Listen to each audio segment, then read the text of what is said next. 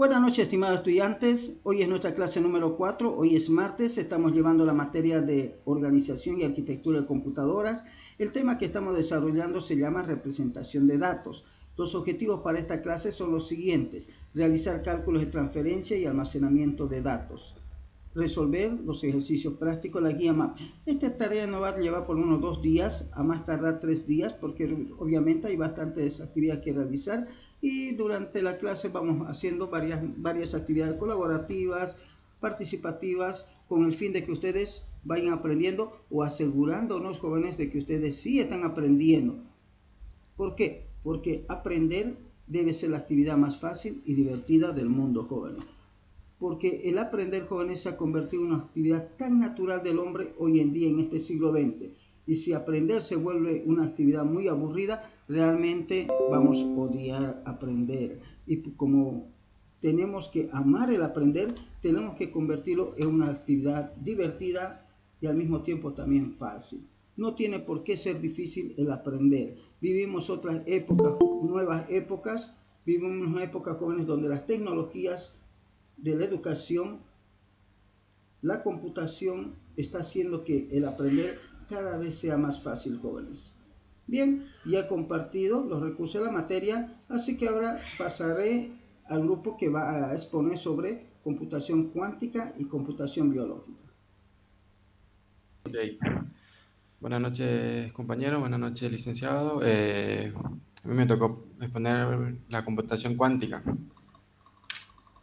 Computación cuántica. La computación cuántica o informática cuántica es un paradigma de computación distinto al de la informática clásica o computación clásica. Se basa en el uso de qubits, una especie de combinación de uso de unos y ceros. Los bits de la computación clásica pueden estar en 1 o en 0, pero solo un estado a la vez, un tanto que el qubit puede tener los dos estados simultáneamente. Esto da lugar a nuevas puertas lógicas que hacen posibles nuevos algoritmos. Una misma tarea puede tener diferentes complejidades en una computación clásica y en computación cuántica, lo que ha dado lugar en una gran expectación, ya que algunos problemas intratables pasan a ser tratables. Mientras que un computador clásico equivale a una máquina de Turing, un computador cuántico equivale a una máquina de Turing cuántica. El enfoque de la computadora cuántica es resolver problemas de manera fundamentalmente nueva. Los investigadores esperan que con este nuevo enfoque de la computación puedan comenzar a explorar algunos problemas que nunca resolveremos de otra manera. La doctora Talia Gerson, directora estratégica de investigación e iniciativas de crecimiento en el IBM, describe computación cuántica de manera muy general, como una combinación entre 3 factores: la superposición de giros, el entrelazamiento de 2 objetos y la interferencia, la cual ayuda a controlar el estado de cuánticos y amplificar los tipos de señales que están orientadas hacia la respuesta correcta, y luego cancelar los tipos de señales que conducen a la respuesta incorrecta. Aquí, como podemos observar, la esfera de Bloch es una representación de un qubit, el bloque de construcción fundamental de los computadores cuánticos. Origen de la computación cuántica. A medida que evoluciona la tecnología y reduce el tamaño de los transistores para producir microchips cada vez más pequeños, esto traduce en mayor velocidad de proceso. Sin embargo, no se puede hacer los chips infinitamente pequeños, ya que hay límites, tras el cual dejan de funcionar correctamente cuando se llega a la escala de nanómetros. Los electrones se escapan de los canales por donde deben circular. A esto se le denomina efecto túnel. Una partícula clásica, si se encuentra con un obstáculo, no puede atravesarlo y rebota, pero con los electrones, que son partículas cuánticas y se comportan como ondas, existe la posibilidad de que una parte de ellos pueda atravesar paredes si son lo suficientemente delgadas. De esta manera, la señal puede pasar de canales donde no debería circular. Por ello, el chip deja de funcionar correctamente. La idea de una computación cuántica surge en 1981 cuando Paul Binioff expuso su teoría para aprovechar las leyes cuánticas en el entorno de la informática. En vez de trabajar a niveles de voltajes eléctricos, se trabajaba a nivel de cuánto. En la computación digital, un bit puede tomar solo uno de dos valores, 0 o 1. En cambio, en la computación cuántica intervienen las leyes de la mecánica y la partícula puede estar en superposición coherente. Puede ser 0, 1 y puede ser 1 y 0 a la vez. Dos de estos ortogonales de una partícula subatómica. Eso permite que se puedan realizar varias operaciones a la vez, según el número de qubits. El número de qubits indica la cantidad de bits que pueden estar en una superposición. Con los bits convencionales, si se tiene un registro de 3 bits había 8 valores posibles y el registro solo podía tomar uno de esos valores. En cambio, si se tiene un vector de 3 qubits, la partícula puede tomar 8 valores distintos a la vez gracias a la superposición cuántica. Así, un vector de 3 qubits permitirá un total de 8 operaciones paralelas. Como cabe de esperar, el número de operaciones es exponencial con respecto a los números de qubits. Para hacer una idea del gran avance, una computadora cuántica de 30 qubits equivaldría a un procesador convencional de 10 teraflops, 10 billones de operaciones en coma flotante por segundo. Actualmente, la supercomputadora Summit tiene la capacidad de procesar 200 teraflops, 200 millones de operaciones. Gracias. Listo. Entonces, la parte de la computación biológica, ¿a quién le toca? No sé si mi grupo se habrán repartido porque...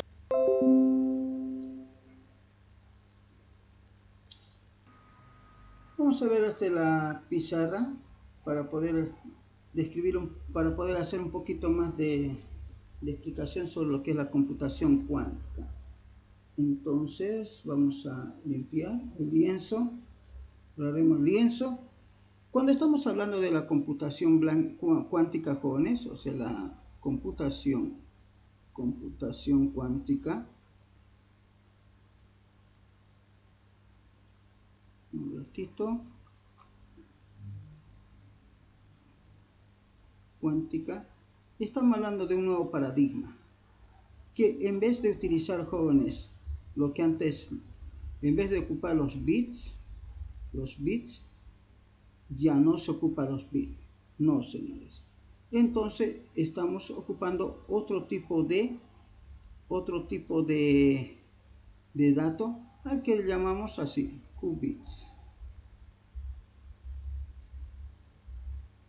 Qubits es una manera como lo escriben, otros lo escriben de esta manera, o sea, no, simplemente KB, y otros lo escriben de esta manera, qubits.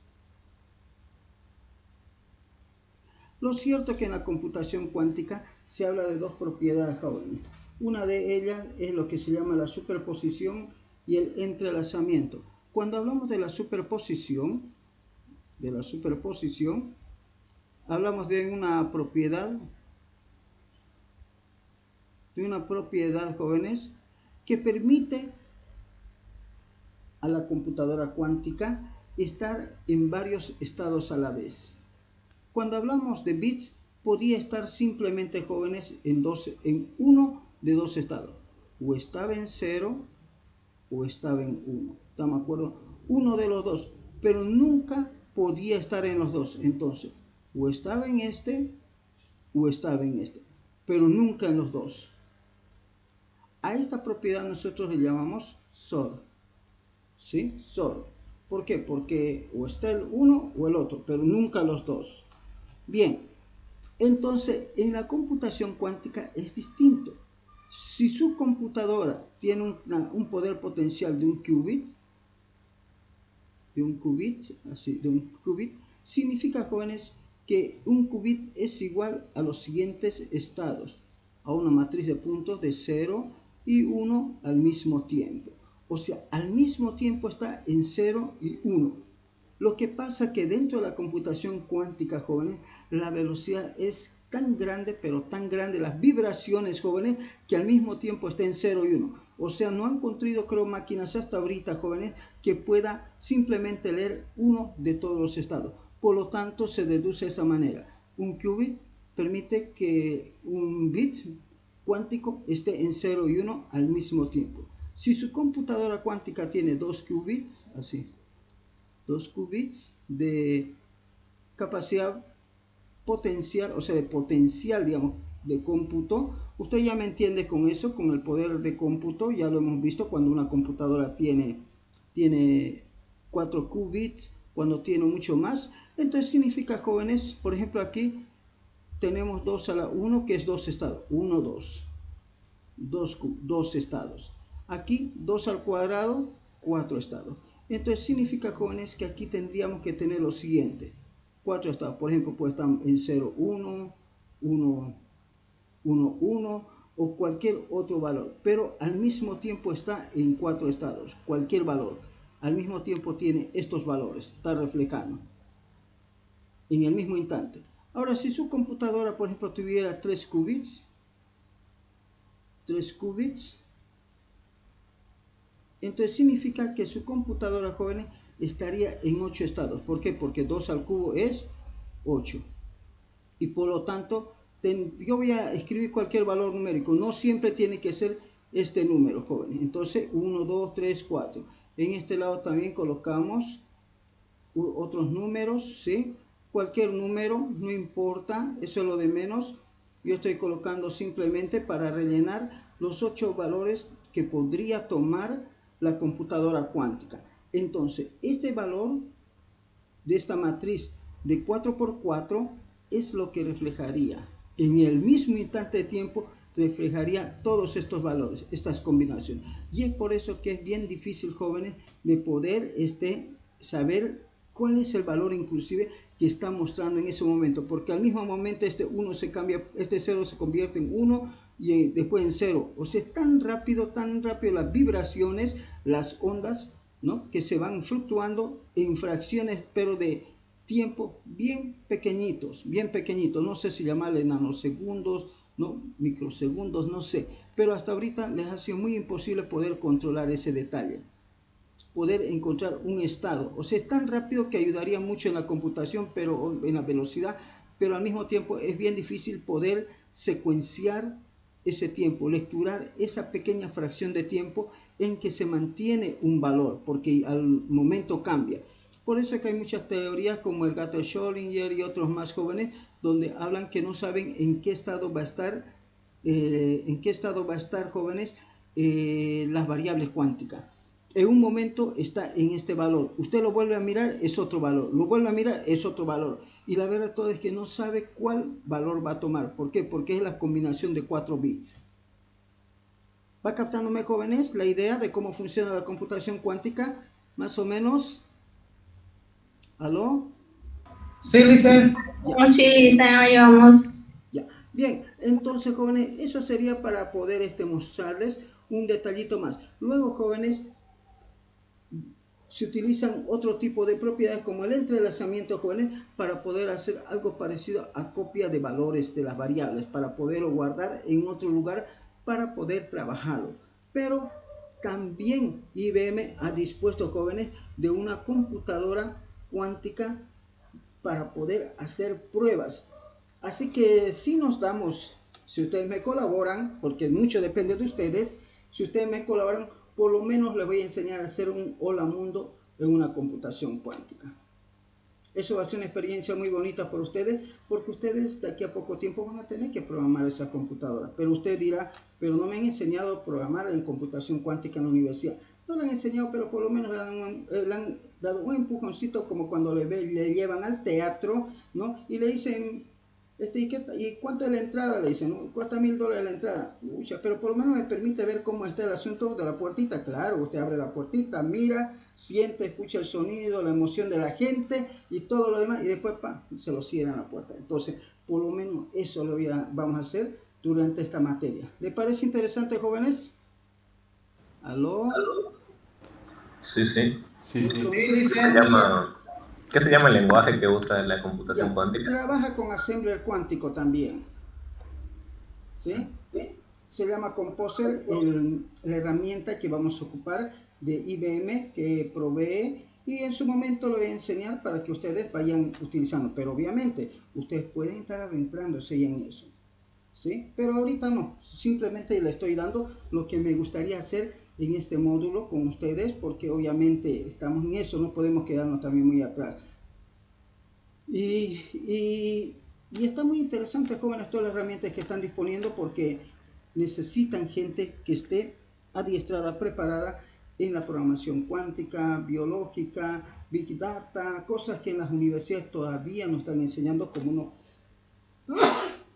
esperaría que lo enseñen. ¿Por qué? Porque para trabajar con Big Data, joven, usted tiene que tener millones de datos. Hacer Big Data con pocos datos como que no tiene sentido, jóvenes. Pero en realidad, en la práctica tenemos que hacer eso. Porque con Big Data trata, jóvenes, de integrar una base de datos con otra base de datos, jalar datos de varias bases de datos, donde hay millones, billones, como dicen, ¿no? Petabytes de información para analizarse. Eso es Big Data. Y a eso se aplica Machine Learning más para que ayuden en el proceso. Es por eso que se requiere computadoras, supercomputadoras, para que puedan realizar esa tarea. Ayer hemos repasado, hemos visto, ¿no?, algunas supercomputadoras, o no vimos las supercomputadoras. ¿Aló? Ayer estábamos viendo, dicen, parte de las computadoras actuales, Ya. ¿no? Las características vimos, ¿no ves? La de la supercomputadora Sí, Summit, dicen. vimos algunas, ¿no? ¿Sí? Sí. ¿Correcto? Ya. Había una computadora moderna que usted estaba diciendo que tenía muchísimas características que una computadora de quinta, de sexta, de tercera o de cuarta generación. Por ejemplo, jóvenes, una supercomputadora tiene hasta más de 250 petabytes de espacio físico, de disco duro o SD, no sé cuál de los dos será, ¿no?, para poder guardar información. Tiene 1000 y tantos terabytes a veces de memoria. Es grande, inmenso. Y tiene muchas computadoras host conectadas entre sí para realizar el procesamiento paralelo. Entonces, sus características son muy distintas a las supercomputadoras. No podemos comparar nuestra computadora con una supercomputadora. Es como querer comparar, jóvenes, un autito de juguete que tiene la pinta de ser un vehículo, una unidad de transporte, con un camión de verdad, de alto tonelaje. ¿Sí? Entonces no podemos hacer eso. Pero obviamente permite hacernos tareas tan elementales como transitar, llevar pequeñas carguitas, hacer simulaciones, todas esas cosas. Eso sí. Bien, jóvenes, dicho eso, ya han expuesto, ya les he explicado eso, les he dicho de que vamos a hacer nuestros temas de investigación dentro de lo que es la computación cuántica, la computación biológica. Quiero que se adentre el joven en eso. Sé que al inicio cuesta, no es difícil, pero una vez que le tomen el hilo, el gusto, van a empezar con eso y puede ser su tema de tesis. Yo siempre trato de empujar a los jóvenes que ustedes en los primeros semestres tengan ya un tema de tesis, algo que realmente durante los 4 o 5 años que les dure la carrera puedan llegar al final, jóvenes, con suficiente conocimiento, ¿no?, sobre algún tema de investigación. Sería interesante, jóvenes, que usted haga un tema sobre computación cuántica. Sería la tutti, jóvenes, ¿sí? O computación biológica. Bien, jóvenes, entonces ahora vamos a lo que tenemos que hacer. Estamos entrando ya al tema de lo que es equivalencia entre unidades de medida, transferencia de datos, unidades mínimas de asignación de espacio de almacenamiento, unidades mínimas de asignación de proceso y lectura y escritura en dispositivos de almacenamiento. Y obviamente estos están vinculados con las prácticas de la guía MAP. Entonces vamos a empezar con eso, jóvenes. Vamos a continuar bien con eso. En la guía MAP, jóvenes, tenemos en la parte de representación de datos un conjunto de preguntas que ya están dispuestos dentro de la plantilla de preguntas y respuestas. Así que luego vamos a hacer esta práctica con ustedes, ¿están de acuerdo? Y así que continuaremos con nuestro material. El día de ayer estábamos ya llevando la parte de representación de datos. Decíamos que las unidades de medida eran cantidades escalares que definían, jóvenes, un valor, una propiedad, una magnitud física, jóvenes, de lo que estábamos midiendo. En este caso nosotros, jóvenes, decíamos de que en el caso de la de la información, de la medición de los datos, dentro de la informática utiliza una base, y la base es la base 2. ¿Por qué? Porque trabajamos con binario, jóvenes. ¿Estamos de acuerdo? Con binario, con números binarios. De la misma manera decíamos, jóvenes, que las unidades de medida de la información nos permitían establecer la cantidad de datos que estaban, jóvenes, almacenados en un dispositivo de almacenamiento, tal como un disco duro, un SD, o la cantidad de información que estaba en la memoria RAM. Decíamos que la memoria RAM era un dispositivo también de almacenamiento temporal. A la memoria RAM se lo conoce, jóvenes, como memoria principal, y a los dispositivos de almacenamiento de datos masivos se los conoce como memoria secundaria.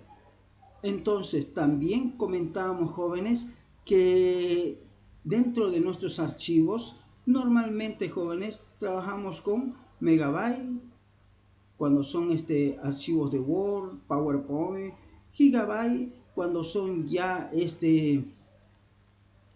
almacenamiento, jóvenes, de tamaño de disco duros, USBs, ¿no? Gigabyte, ¿cuántos gigas tienes tu flash memory? 16, 8, 32, 64, 128, ¿no? Ahora dicen que ya hay de 1 tera, ¿no? Las flash memory. Y terabyte cuando son los discos duros o las unidades de almacenamiento. Por ejemplo, el mío es próximo a 1 terabyte. No es todavía 1 terabyte, ¿sí? Por eso que mi disco duro, creo que el día de ayer le mostraba, está a 900 gigabytes que tenía, que es próximo a 1 terabyte. No es 1 terabyte. Pero en los servidores, en la supercomputadora, jóvenes, se maneja información a nivel de petabyte. Uno de la Summit, por ejemplo, la computadora Summit, que era una de las más poderosas en su momento, tenía una capacidad de almacenamiento arriba de los 250 petabytes, jóvenes. La imagen que le sacaron, o el conjunto de datos que representaba la imagen, la fotografía del agujero negro, ¿se acuerdan, jóvenes, lo que hicieron hace 2 años atrás, creo, si no me equivoco, o 3 años máximo? La fotografía que le sacaron al agujero negro. ¿Aló? Sí, sí. Bueno. ¿Se acuerdan qué tamaño era? No exactamente. Bueno, Toda esa información equivalía a 5 petabytes. 4 petabytes, si no me equivoco. A ver, vamos a ver eso. Recordemos. ¿No era 4.20 petabytes? Creo que era 4. Pero veamos. Vamos a colocar así, mira, tamaño, dice, ¿no?, de la foto del agujero negro. Ahorita vamos a ver. Mire, 5 petabytes. Imagínense el tamaño de 5 petabytes. ¿Qué sería 5 petabytes? Dice, la primera foto de un agujero negro supuso 5 petabytes de datos. Fue más fácil enviarlo por avión que por internet. Verídica, jóvenes. Primero dijeron, lo tenían que mandar a varios laboratorios. Creo que a 3 laboratorios, 4 laboratorios mandaron para que hagan el análisis y después comparar cuál era la forma del agujero negro, porque lo que querían saber cómo lo hacían de forma independiente los laboratorios de investigación. Luego le querían mandar por internet, pero imagínense, por internet iba a durar meses, tal vez años en llegar. Entonces, al final, ¿qué hicieron? Cargaron los 5 petabytes de datos, jóvenes, en discos duros y luego se lo llevaron a avión y llegó mucho más rápido. Algo no creíble, jóvenes, pero así fue. Así fue, jóvenes. Y fue interesante, jóvenes, porque fue una dama la que logró hacer eso. Mire, fíjense, aquí están los racks de discos. Estos son los racks de discos, jóvenes, para poder llevar eso. Dice, años de coordinación, dice, ¿no? El 10 de abril, dice, ¿no? Donde una dama propuso un algoritmo, jóvenes, para convertir las ondas de radio, jóvenes, en fotografía. Y esta es la fotografía de ese agujero negro que una vez procesado... No me voy a andar con rodeo. Hoy la fotografía de un agujero negro. Tras años de trabajo y con muchísimos... Pero un momento. Fotografiar un agujero negro. ¿No se supone que tienen una masa tan enorme, tan gigantesca, que ejercen una fuerza gravitacional con tan... la fotografía. En ella, en realidad mientras se precipita no le sacaron fotos, jóvenes. Efectivamente, se trata de un círculo, se trata de un garabato, nada que ver con todas esas imágenes espectaculares a los que nos tienen acostumbrados la gente de Hollywood y las películas de ciencia ficción. Pero se trata de un disco, ¿no?, que en el fondo, aunque solo tenga una parte más brillante que otra, supone un enorme problema tecnológico, un increíble problema teórico y una cosa realmente alucinante. Para que os hagáis una idea, para conseguir, ¿no?, la radiación necesaria para que podamos componer esta imagen, necesitamos un telescopio tan grande, que nunca hubiéramos sido capaces de construirlo. Por ello, decidimos tomar el camino B, y es convertir a la Tierra en un colosal radiotelescopio. La solución que encontraron los astrónomos fue coger un montón de radiotelescopios que estaban desperdigados por la superficie de la Tierra, los orientaron hacia M87, es decir, al agujero negro que queríamos estudiar, que queríamos explorar, y sincronizarlos con una precisión atómica. Eso generó aproximadamente 250 petabytes de información a la semana, pero no eran 250 petabytes normales. En realidad era un enorme puzzle de 250 petabytes. Ahora empezaba la parte difícil. Ahora había que utilizar todo eso para componer la imagen más probable de entre todas las posibles. 2 años de trabajo, cientos de personas y una fotografía, sí, pero ¿para qué? ¿No? ¿Para qué queremos esto? Pues sencillamente para entender el que es uno de la relatividad. Porque, aunque puede demoler la teoría de la relatividad, que no lo hará, ya os lo digo, porque la verdad es que la teoría de Einstein ha sobrevivido a increíbles pruebas y siempre ha salido bastante indemne. Bien, jóvenes. Entonces, como pueden ver, que el tamaño de datos, volumen de datos, jóvenes, del agujero negro era bastante grande, 5 petabytes. Entonces, fíjese, por aquí va. ¿Qué significa 5 petabytes, jóvenes? Si un petabyte es 1024 discos duros que tiene usted en su computadora, un petabyte, eso tendría que multiplicarlo por 8. Estamos hablando aproximadamente, jóvenes, de casi 5.000, 6.000, ¿no? 6.000 y pico, 6.020, coloque el máximo, discos. Es harto, es bastante grande, jóvenes. Sigamos, jóvenes, sigamos. Pero todo indica, jóvenes, que muy pronto nos van a hablar de que va a haber centros de datos que manejen exabytes de información. Yo creo que muy pronto, jóvenes, muy pronto, tal como van las cosas. Vamos ahora a la unidad de procesamiento de la información. En la unidad de procesamiento de información, jóvenes, hablamos del Hertz.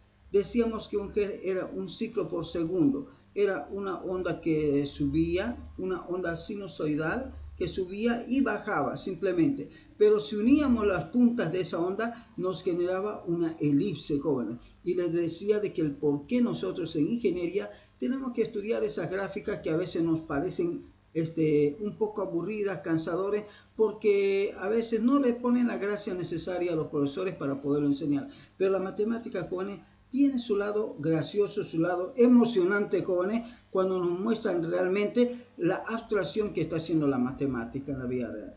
Y decíamos, jóvenes, que los procesadores, o la velocidad de proceso de un procesador que es de 3.6 GHz, en realidad equivale, jóvenes, a 3.6 mil millones de ciclos por segundo. Imagínense que un segundo haga subidas y bajadas de equivalentes a 3.600 mil millones. Ni siquiera es 3.600, nada, sino que 3.6 mil millones de ciclos por segundo.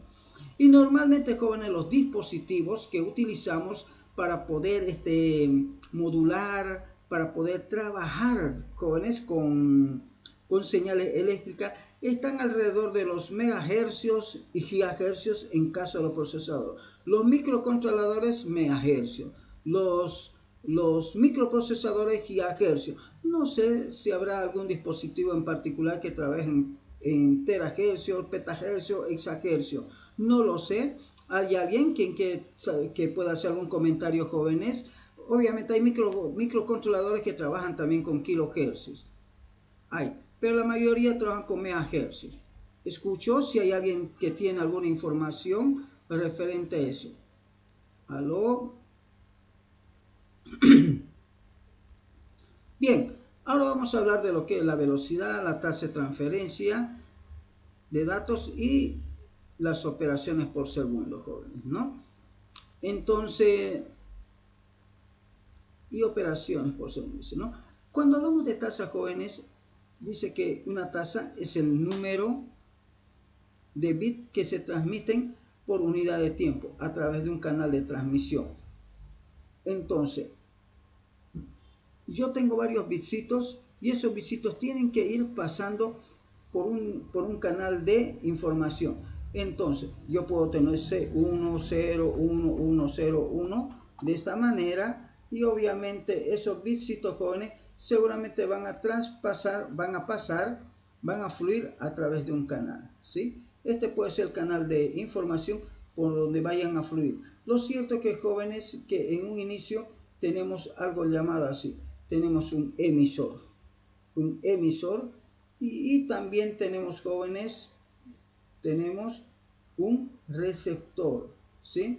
Tenemos un receptor de este otro lado. Entonces, por un lado va y por el otro lado llega un receptor. Y de esa manera, jóvenes, va transmitiendo. Pero ¿por qué unidad de tiempo? La unidad de tiempo es importante, ¿sí? La unidad de tiempo puede estar en segundos, puede estar en milisegundos, pero normalmente se trabaja con el segundo. Ahora hablemos de tasa de transferencia. La tasa de transferencia es la unidad de medida que establece la cantidad de bits que se transmiten a través de un determinado medio de comunicación en una unidad de tiempo, que generalmente es el segundo. Entonces, cuando hablo de tasa, jóvenes, es que aquí, jóvenes, hay un corte. ¿Estamos de acuerdo? La tasa me dice cuántos bits se van a transmitir por segundo. Por ejemplo, muy bien, puede ser de aquí hasta aquí nomás. Hasta aquí es lo que sería un segundo. De aquí para allá es otro segundo. Y previo a esto es otro segundo. Y obviamente hay un reloj que está secuenciando, que está marcando como un metrónomo la cantidad de bits que están pasando en una unidad de tiempo. Entonces el metrónomo está diciendo así. Y durante ese tiempo pasan todo. Es como una puerta, jóvenes, que se abre. Se abre la puerta y todos los que pueden entran. Y de pronto se cierra. De vuelta se abre y entran todos los que pueden. Pero está tan sincronizado que solo pueden entrar durante ese tiempo 5 personas, 8 personas, colóquele. Entonces, y dice 1, 2, 3, 4, 5, 6, 7, 8. 1, 2, 3, 4, 5, 6, 7, 8. Cabalito. Entonces, en cada aplauso entran solamente 8 visitos o 8 personas, sin importar si son 0 o son 1. Entonces la tasa es esa cantidad de bits que pasarían por una unidad de tiempo, llamado generalmente segundo. Pueden ser mucho más, pero para nuestro caso práctico, para nuestra analogía, decimos cuánto. Y la tasa de transferencia, como dice, es la cantidad de bits que se transmite por un medio en una determinada cantidad de tiempo, que generalmente es segundo. Luego hablamos de operaciones por segundo o el IOPS, porque dice input output per second, ¿sí? Eso indica el número de operaciones internas que es capaz de realizar, dice el dispositivo de almacenamiento HD o SD cuando está trabajando. Entonces, ¿cuántas operaciones puede realizar de entrada y salida, de lectura y grabado? ¿Cuántas? Este número viene, dice, influenciado por la velocidad de acceso de lectura y escritura. Hay una velocidad de acceso, la calidad de la memoria NAND, flash, en caso de los dispositivos SD, el diseño, la construcción y el tipo de controlador del dispositivo de almacenamiento. Entonces, el IOPS o IOPS depende mucho, jóvenes, de estos elementos. Sigamos. Ahora dice, a continuación se listan los tipos más comunes de las ranuras de expansión de las tarjetas que se conectan a la placa madre. Entonces, la placa madre, jóvenes, vamos a buscar aquí un mainboard, placa madre, un mainboard. A ver, vamos a ver qué nos muestra. Vamos a ver una placa madre. Veamos esta aquí. Por ejemplo, esta placa madre, jóvenes, podemos ver que aquí tiene varios conectores llamados slots, ¿sí? Estos son de los PCIs. Por aquí, un ratito, perdón, estoy mal. Estos son de la memoria RAM, estoy mirando mal. Estos son de la memoria RAM. Tiene dos canales, el 1 y el 0. Este aquí es del procesador. normalmente o este de aquí es del BIOS o el chipset, ¿sí? El otro es para la parte de lo que es a veces la parte de acelerador gráfico. Aquí tenemos los PCIs, el PCI Express, estos blancos son PCIs. Y por aquí tiene, bueno, este de aquí sería para video, ¿sí? Y aquí tendríamos un mini PCI, miren, una pequeña ranura. Veamos por aquí. Fíjese que estas son las ranuras de las que estamos hablando. Este tiene dos PCIs, dos mini PCI, tiene un PCI Express, tiene dos ranuras para colocar, no, tiene 4 ranuras, una amarilla, azul, amarilla y azul. No estaba viendo bien, como ya estamos medio mal de la vista, ¿no? Y tiene aquí los conectores para conectar los discos antiguos, jóvenes.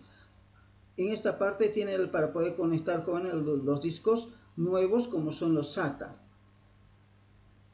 Y por aquí tiene la alimentación para la tarjeta madre. Por aquí tiene la alimentación para la tarjeta de video.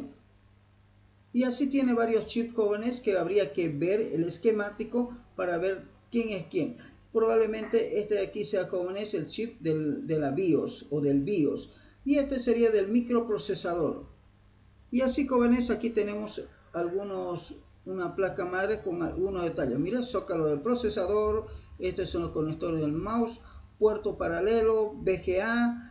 Puertos USB, dice no, tarjeta de audio. Bueno, no es la tarjeta de audio, pero la interfaz para audio. Aquí tenemos los puertos PCI, lo que le había dicho. Aquí tenemos el PCI Express, le llama. Aquí PCI Express de 16 canales.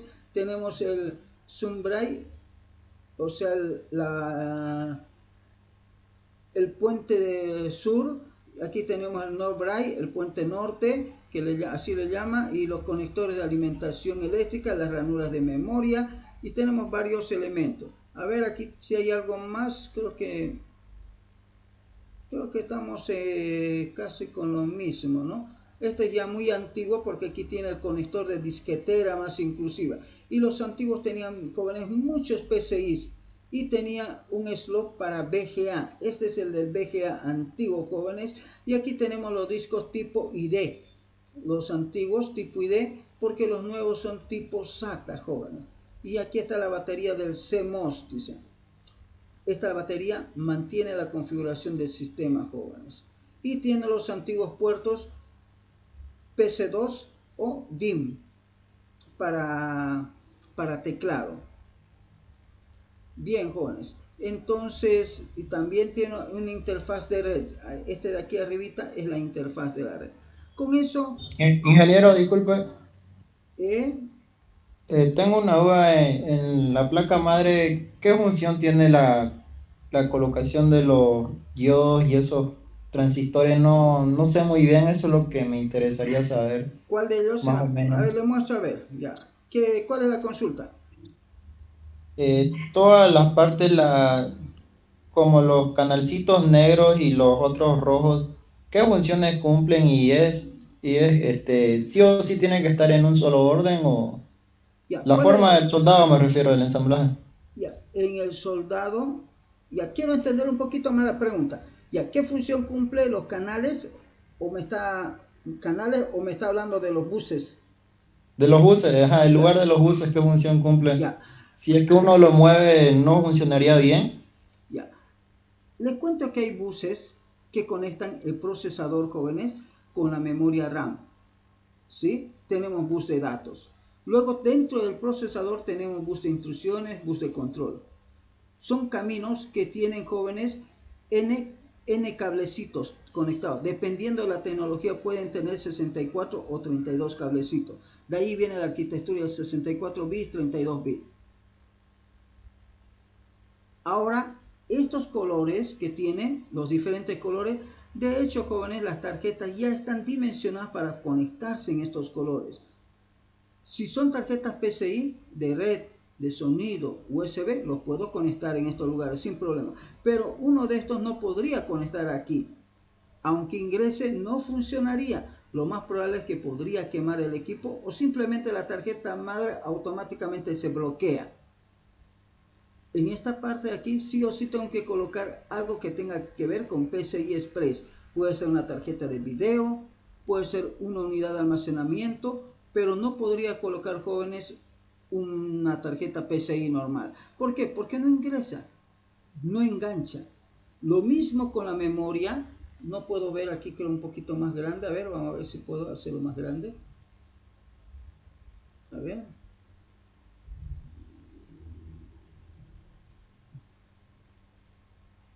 Creo que no se puede, ¿no? Ya. Entonces, lo mismo en la memoria. Tiene aquí una pequeña ranurita que, dependiendo del modelo, jóvenes, esto va más arriba o más abajo. Y no puedes descargar la imagen y de ahí ahora recién volverlo más grande. También me parece buena idea. Guardaremos la imagen. Esta imagen de aquí lo guardamos. Y ahí sí, me parece excelente la sugerencia. A ver, ahora. Creo que no la he descargado. Guardar imagen como. Creo que ya lo guardo.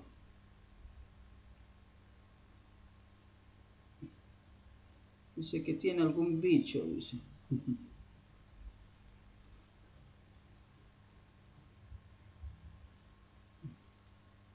A ver, vamos a ver si puedo cambiarlo. A ver. Ya. Mire, fíjese, aquí tiene una ranurita. Las memorias RAM, jóvenes, ya sea DDR3, DDR4 y ahora ya hay que lo DDR5, esto varía. O está más allá, más aquí, ¿no? Y obviamente no entra, no ingresa. Pero hay memorias que sí ingresan, pero puede ser que no tengan la misma frecuencia de comunicación. Mira, aquí dice el DIM 1, DIM 2, así le llaman, DIM 1, DIM 2. Este es DIM 3, DIM 4. Y en toda la tarjeta madre siempre va a haber alguna información que le va a permitir saber de qué se trata. Este es un chip guía. Lo más probable este sea de tarjeta de red, jóvenes, ¿sí? Y aquí está un chip. No sé si el chipset es este de aquí o este de aquí. Uno de estos dos tiene que ser. O este de aquí puede ser el BIOS. No se ve muy bien porque hay que leerlo. Entonces, sí o sí debo respetar, jóvenes, los colores de algunos de estos conectores o la secuencia, jóvenes, numérica, porque aquí le va a decir, por ejemplo, que este es número 0, 2, ¿no? 0, 1, 2, 3. Mira, aquí le está diciendo, este es SATA 1, este es SATA 2, SATA 3 y SATA 4. En este sentido se está leyendo. Entonces, el disco duro primario sí o sí debería colocarlo aquí. Si tiene dos o más discos duros, internamente, si quiere que este sea primario, tiene que configurarlo en el sistema operativo, en la BIOS, para que le diga cuál va a ser primario. ¿Respondí, jóvenes, a la pregunta? Sí, ingeniero, muchas gracias. Disculpe, y con el tema de la estática en la placa madre, tengo una duda en otros temas de la computadora, si es que uno la toca sin algo que sea para no ocasionar estáticas, se llega a quemar lo que es la placa madre, pero en otros artefactos electrónicos, como decir la consola de un PlayStation o de alguna otra cosa, igualmente se puede llegar a fregar, porque he visto que las arreglan sin ningún guante estático, ninguna manilla antiestática. Listen, ¿eso puedo contestar? Carlos, en realidad sí, digamos, no se puede fregar. ¿Por qué? Porque también hay en ciertos aparatos que se tiene que utilizar. Por ejemplo, hay en una partecita de las consolas de PlayStation 3, PlayStation 4, hasta en el mismo PlayStation 2, donde se tiene que utilizar también lo que es la pasta térmica, ¿no? Para que no haya un recalentamiento, porque si no, con eso explota el circuito que tiene cierta consola, ¿no? Puede alterar también a los siguientes circuitos. Ahora, gracias. Acotaremos un poquito más. En realidad, jóvenes, para poder hacer el mantenimiento de una computadora, de un dispositivo electrónico o de cualquier cosa, hay estándares, jóvenes, para el trabajo.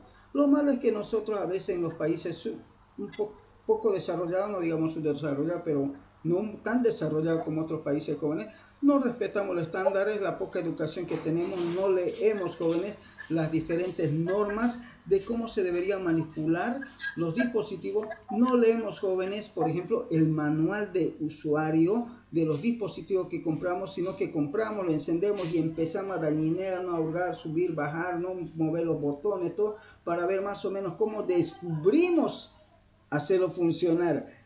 Y obviamente para el mantenimiento, jóvenes, de las computadoras debemos ocupar guantes antiestáticos que cubren casi hasta cerca del codo, los más buenos. Otros simplemente vienen aquí hasta el brazo nada más. ¿Por qué hasta el codo? Porque cuando yo estoy metiendo la mano dentro de las computadoras grandes, choca pues esta parte de aquí, de los laterales. Entonces, para evitar esa descarga, porque yo tengo corriente eléctrica, usted tiene corriente eléctrica, el ser humano, jóvenes, por todo su sistema está corriendo corriente eléctrica a muy bajo voltaje. ¿Cómo le va a hacer cuando alguien de pronto le toca y recibe una pequeña descarga? ¿Le ha pasado eso, jóvenes, alguna vez? Ese efecto de que alguien le toque y usted le descarga un poco o él le descarga un poco de la corriente eléctrica. ¿Aló? Sí, dicen, justamente cuando estaba haciendo limpieza una consola de PS3. ¿Ve?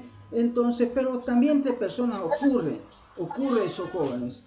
Entonces, esa corriente eléctrica es superior a veces a lo que puede soportar el dispositivo, el chipcito, ¿no? Bueno, llamémoslo chip o dispositivo, o el componente discreto electrónico. Entonces, cuando el voltaje es superior, lo quema. Por eso que cuando veamos los datasheets, vamos a ver que el componente eléctrico dice cuál es el voltaje máximo que puede soportar, el amperaje máximo de corriente que puede fluir, o sea, la cantidad máxima de electrones que pueden pasar por sus conductores. Caso contrario, eso se quema. ¿Y cómo yo sé? Cuando usted enchufa, por ejemplo, una plancha de 110 a un enchufe, a una toma de corriente de 220. ¿Cómo cuando yo sé? Cuando me equivoco de los cargadores de batería o cargadores de PC, de computadora, de laptop o de cualquier dispositivo, le coloco con un voltaje distinto. Se quema la impresora, se puede quemar la computadora, ¿no? Obviamente son chips que se van a quemar en el mejor de los casos. Entonces solamente se cambia la resistencia, el capacitor y alguna otra piecita, a veces las bobinas se funden y luego ya vuelve a funcionar todo. En el peor de los casos, esos dispositivos no logran cortar y pasa hasta el procesador, pasa a la tarjeta madre y quema los caminos. Esos caminitos que le había dicho que son los buses de control, buses de datos, buses de instrucciones que están conectando la memoria con la CPU con la unidad de control, con la ALU y con el DMA, con los dispositivos de almacenamiento secundarios, jóvenes, se queman esos jóvenes. Y suficiente que hay un caminito que se queme, sencillamente eso no funciona más. Así, ¿quién va a reparar ese caminito? Habría que tener un microscopio, jóvenes, de los buenos, ¿no? Para poder puentear, esa es la palabra correcta, puentear ese caminito. Les cuento que había un joven entusiasta que estaba estudiando electrónica que hacía eso. Agarraba, buscaba las tarjetas madre y puenteaba las tarjetas madre para que vuelvan a funcionar. Pero estoy hablando de eso hace más de 3 décadas o 4 décadas. 3 décadas. Hoy en día simplemente uno va al chiriguano y compra uno nuevo. Pues ¿para qué más lío, no? O busca uno usado. Entonces, jóvenes, hay guantes y también, jóvenes, hay manillas antiestáticas que son como las del preso, nada más que estas son redonditas con una cadenita que están conectando y haciendo tierra continuamente a la mesa donde usted está trabajando. Hemos respondido la pregunta, jóvenes. ¿Ha quedado claro la explicación de la estática? Sí, ingeniero, quedó claro, gracias. Dicen, ¿acaso hay guantes igual, no? Que guantes que son... hay bolsa también, ingeniero, antiestática igual. Sí, los discos duros de hecho vienen en una bolsa antiestática. Vienen en una bolsa, los discos duros, los antiguos al menos. Las tarjetas madre también vienen en una bolsa antiestática. Sí, así es, dicen. Bien. Los discos duros que son los HHD, ¿no? Los que tienen, los que son analógicos, esos son los que llevan. Porque los SSD son más que todo ya como tipo chip de memoria. Sí, lo que pasa también, jóvenes, hay que entender que la electrónica ha ido avanzando y han creado técnicas, jóvenes, para que la estática no les afecte. Han creado técnicas para que cuando el voltaje sea superior a lo que puede soportar, antes de quemarse, se bloquea. Automáticamente se bloquea. Entonces simplemente no funciona y usted dice, ¿por qué no funciona? ¿Por qué no funciona? ¿No? Agarra, mide el voltaje, todo, y de pronto se da cuenta, dice, mi madre, lo estoy metiendo 25 voltios y había sido de 5 voltios nomás. Y usted dice, no, ya lo quemé, ya lo quemé. Me ha pasado alguna vez eso, jóvenes. Ucha, ya lo quemé, ni modo, pues ya no. 20 pesos, 15 pesos, ¿no? 40 pesos al agua. Y lo peor es que hay que ir a volver a comprar. Hay que ir a la electrónica, volver a comprar. Eso es lo peor. Entonces miro de vuelta, lo coloco ya el voltaje correcta y funciona el dispositivo. Entonces tiene mecanismo de protección. Hay que preguntar, jóvenes, si hay uno mejorcito y qué características tiene. Cuando compro un chipcito, los chips bien baratos, económicos, las que normalmente yo compro, no, pues no cuesta más de 15 pesos, ¿me entienden? No tiene mucho mecanismo de protección. Sin embargo, los chips para las otras industrias sí tienen varios mecanismos de protección. Por eso que los chips del mismo modelo existen varias categorías. La categoría laboratorio, que es la muy económica. Luego viene la categoría automotiva, que aguanta temperaturas bien altas, ¿sí? La categoría de aeronavegación a los aviones, que tiene otras capacidades, altitud, presión atmosférica y otras cosas más que solamente ellos saben lo que tienen que soportar. Y la aeroespacial, la que utiliza la NASA, la ESA, no sé, y otras agencias jóvenes como la de Elon Musk, para poder enviar cohetes al espacio. Así que no son chips cualquiera, jóvenes, son chips de varias capas, de varios layers. Así que tiene muchas capas con la misma representación de la circuitería. Se quema la primera, automáticamente se activa la segunda. Se quema la segunda, se activa la otra. Y así sucesivamente. Así que el chip no es de un solo uso, sino que tiene varias capas que automáticamente se va switcheando para que siga aguantando. ¿Me capta, señores? Hello. ¿Aló? Sí, ingeniero. Así que dependiendo, jóvenes, en qué área usted va a trabajar, tiene que utilizar el chip correcto. No le vaya a colocar un chip de laboratorio, jóvenes, a un vehículo. No, pues funcionará un rato, jóvenes. Después de eso hay fallas, hay accidentes, ¿y quién es culpable? Y normalmente siempre decimos, yo no fui. Dicen una consulta, perdón, esto no está fuera del tema, pero ya llamó listado. Lo que pasa es que yo entré no, todavía 5 no, minutos. Todavía no. Ya. Ya. Sigamos, jóvenes. Entonces, esas diferentes tarjetas de expansión que hemos visto, jóvenes, que están dentro de una computadora personal, las más utilizadas fueron la ISA, denominada Arquitectura Industrial Estándar.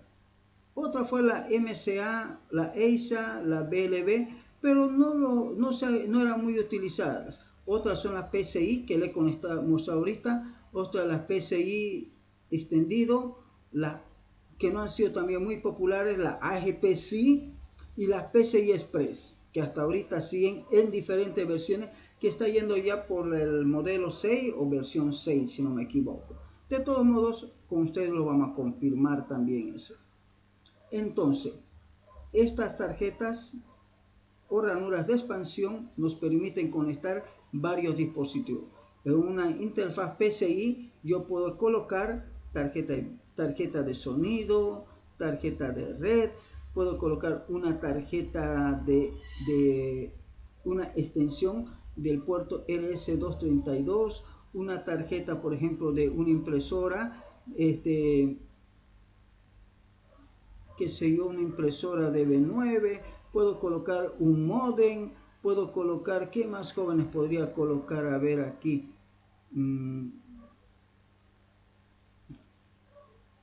Como he dicho, LAN, Wi-Fi también puedo colocar. Y lo mismo en estos mini DIMM que están aquí. Lo mismo. Pero esta tarjeta del PCI Express es más utilizada, jóvenes, para tarjeta de video. Algunas tarjetas madres tienen dos ranuras PCI Express para colocar dos tarjetas de video en paralelo y puentearlos ambas tarjetas.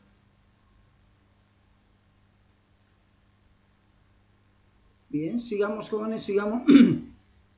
Dice ahora, a continuación se muestra una lista de tasas de transferencia de datos de las tecnologías que permiten la interconectividad entre componentes y dispositivos. Entonces, esta parte de aquí no vamos a hacer la actividad, la siguiente actividad vamos a hacer con ustedes, porque esto ya lo hemos validado con los jóvenes de la mañana, así que no sería necesario ya validarlo con ustedes, ¿sí? A no ser que encuentren nuevas velocidades para la fibra óptica, que me gustaría saber nuevas velocidades, por ejemplo, en caso para el PCI Express, y para el DMA, si hay un nuevo modelo, validar tal vez el modelo que dice 7, si hay otro UDMA, o sea, Ultra DMA, o sea que es muy rápido, si hay otro, ¿sí? Pero esto nos dice cuál es la tasa de transferencia de datos de estas tecnologías. Por ejemplo, la LAN nos permite conectar varias computadoras a través de un dispositivo de interconexión de comunicación llamado, por ejemplo, switch, llamado hub o llamado también router o router. Entonces, por ejemplo, inicialmente, jóvenes, se utilizaba un cable coaxial. El cable coaxial normal, que máximo podía ser extendido, dice, hasta 1 kilómetro y transmitía 10 megabits por segundo. Cuando la B es minúscula, jóvenes, es bits. Cuando es mayúscula es byte. Por si acaso, no se vaya a equivocar en los exámenes o en los exámenes teóricos, ¿no? Porque siempre hay preguntas como esa. La red de datos LAN coaxial de banda ancha se puede extender, jóvenes, hasta 100 kilómetros. Tal como su nombre dice, banda ancha, significa, jóvenes, que nos va a permitir conectar departamentos, ciudades. Entonces va a haber una sola línea de transmisión por la que va a ir fluir los datos. Y obviamente la velocidad llega, o la tasa de transferencia es de 150 megabits por segundo, con una frecuencia de 300 MHz por segundo. Entonces sería 300.000, ¿no? Ciclos por segundo. ¿Correcto, jóvenes? ¿Aló? Bien. Sí, dicen. Entonces, la red de datos LAN UTP es otra, que es un cable de par trenzado, ¿sí? Y en este cable apareció en categoría 5, 5E, categoría 6, categoría 7A, 6A, perdón, y la categoría 7, y ahora ya están en la categoría 8, dice. Normalmente esta categoría, a partir de las 6 en adelante, jóvenes, son para lugares muy especiales, laboratorios, centros de datos, son para lugares exclusivos. O sea, como decimos, las personas normales, jóvenes, la mayoría utilizamos 5E. Hasta aquí llegamos, jóvenes. Yo personalmente utilizo 5E nomás, hasta ahí he llegado. No he llegado todavía a categoría 6. ¿Por qué? Porque de nada serviría, porque el modem que ocupo, el router que ocupa, todo eso no está en categoría 6. Tendría que comprar un dispositivo que transfiera datos de acuerdo, que esté en categoría 6 para poder trabajar. Caso contrario, no tiene sentido trabajar, jóvenes. No tiene sentido trabajar. Suficiente que un dispositivo de comunicación esté en 5 y el resto esté en 6 para que automáticamente baje su velocidad. Entonces, o todo o nada. Esa es la ley de las redes de datos. A no ser que hay un punto de encuentro, un backbone entre ambas redes. Eso ya es otra cosa. Entonces, redes LAN pequeñitas en categoría 6, 6A, 7, 8, pero la intercomunicación puede ser con categoría 5E, digamos, un ejemplo, ¿no? Un caso extremo. Y entonces fíjese que el LAN UTP ha ido evolucionando en diferentes categorías, y según los datos del compañero, la categoría 8 está dándole entre 25 y 40 gigabits. Personalmente me va a gustar que alguien me confirme si esto es correcto o no es correcto. Así que le voy a colocar de color rojito aquello que quiero que usted me confirme, ¿no? La categoría 7 también me va a confirmar si es correcto esa velocidad. y también la categoría coaxial. Entonces me van a confirmar en su momento. Luego tenemos la red de datos Wi-Fi, jóvenes, que va desde 10 gigabits, que va hasta 10 gigabits por segundo. Fíjese la velocidad, es bastante interesante, ¿no? Y 2.4 GHz a 5 GHz. Miren, puede adquirir buena velocidad. Y también poder comparar, o sea, verificar. Otro que me gustaría, jóvenes, la parte de lo que es la fibra óptica, ¿no? En el 2018, tengo hasta el 2018 nomás. No sé si habrán sacado un nuevo tipo de fibra óptica que logre mayores velocidades, jóvenes. Y en este caso iba hasta 661 terabits por segundo. O sea, terabits. No es gigabits, sino terabits. Fíjense. Entonces sería interesante buscar el USB versión 1, 1.1, 2.0, 3.0, 3.1 generación 1, 3.1 generación 1, y dice que hay la 3.2 y también la 4.0. Queremos saber si hay un 5.0 o simplemente este 4.0, si está correcto esta tasa de transferencia de 40 gigabits por segundo. Imagínense si con 3.2 o con 3.0 yo veo que cuando copio archivos copian rapidito. Imagínense con USB 4.0. De la misma manera me gustaría saber si el PCI Express hay de 32 o más de ello. Ahora hay conexiones entre la memoria RAM y el procesador, ¿sí? ¿Cuál es la velocidad, la tasa de transferencia entre la RAM y el procesador? Dice que trabaja a una velocidad de 1300 MHz a 2133 MHz o ciclos de reloj por segundo. Mire, eso dice. Pero la memoria RAM DDR4 con el procesador dice que puede transferir 16 GB de datos a una velocidad 3200 MHz. Así que esto me gustaría que también lo verifique si está correcto. Y el DMA, que es la conexión que existe entre la memoria RAM y un chip llamado DMA. El DMA se conecta con el disco duro y esa es la tasa de transferencia que puede sacar del disco duro, el USB, el CD o el SD. Entonces los datos que se transfieren de una unidad de almacenamiento, jóvenes, pasan por el DMA, actualmente en algunos equipos llamado UDMA. Entonces, ¿en qué modelo está y cuál es su tasa de transferencia? Me gustaría que podamos investigar eso. Así que le he marcado con rojo aquello que me gustaría que podamos confirmar. La categoría 7 y 8, si las velocidades son correctas. El Wi-Fi, si hay una nueva versión o seguimos hablando, jóvenes, del Wi-Fi 6, 802.11 AX o hay otro mejor que ese. Si la fibra óptica, jóvenes, la transferencia de datos sigue siendo nomás 661 terabits por segundo o hay otro. Si el USB 4.0 o 3.2 es el correcto o hay otro mejor. Si el PCI Express hay solamente de 32X o hay otro, ¿sí? Dice por carril, porque fíjese que cada uno de estos tiene un carril, 2 carriles, 4 carriles, 8 carriles, ¿no? Tiene esto de aquí.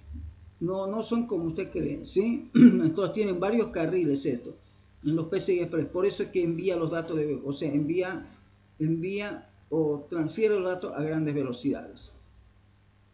Bien, jóvenes. Entonces, ¿cómo hacemos? Le voy publicando aquello que quiero que usted investigue en estos minutos. Así que colocaré así, pues, ¿no? Así. Disculpe, ingeniero, ¿en qué parte está lo de la guía Mac? Ahora quise entrar por la tarde por mi computadora, pero no lo encontraba. Estén bienvenidos, bienvenidos. Ya, muchas gracias. Ahí está. Se lo mostré al inicio de clase por si acaso a sus compañeros, porque le dije de que yo creí que lo había publicado, pero no había sido así. ¿Sí? ¿Listo? Ya, es que estaba sin celular, lo dejé en mi casa y recién lo estoy Ujú. ocupando, estaba con computadora nomás. Gracias, Claro. ingeniero. ¿Listo? Lo busca y luego ya lo vemos, pues, ¿no? Tal vez no vaya a ser el peor de los casos, digamos, que no esté bien subido, digamos, ¿no? Aunque creo que no, porque se ha probado. Bien. Entonces, esto que estoy marcando con rojo, jóvenes, me gustaría que podamos verificar y ustedes van a agarrar uno de esas ranuras, una de esas tecnologías de intercomunicación para poder comprobar si los datos son correctos, validar. ¿Y cómo se hace eso? Entra a internet, abre un navegador y escribe ese modelo y le va a decir otro modelo en una versión mejorada. ¿Estamos de acuerdo? Así que ¿cuántos minutos nos damos, jóvenes, para hacer esa tarea? Pregunto. ¿Aló? Empezamos a grabar. Hasta los USB, Ya, el hasta el USB. USB, ingeniero. Ya, Hasta esa parte logré buscar. ya. El USB 3.2, ¿está correcto esta velocidad de transferencia de datos? El 3.2 me salió de 5, 10 y 20, Ya, empezando desde el 3.1. ya, 5, 10, 20, está bien. ¿Y el 4.0 encontró? Ese sí me salió correcto, está correcto eso. Todos me salieron correctos hasta ahí. ¿Hasta el 4 o...? Sí, hasta el 4.0 Ya, para arriba. ya, entonces está correcto eso. Ya. Apellido, Ras Rodríguez. Rada. Ya, aquí vamos a colocar. Ya, 20 puntos por 2 aportes. Bien. Seguimos. Ya. ¿Otro aporte de quién? Yo creo que Inge, tengo Ya, ¿quién? igual yo. Apellido. Rivero. Investigué de la memoria RAM. Ya, la memoria RAM, más abajo, ¿no? ¿Qué dice? Sí,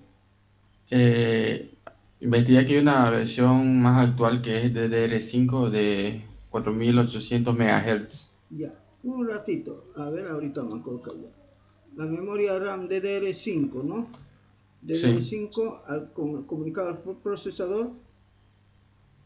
¿Cuántos giga? 4800 MHz. 4800.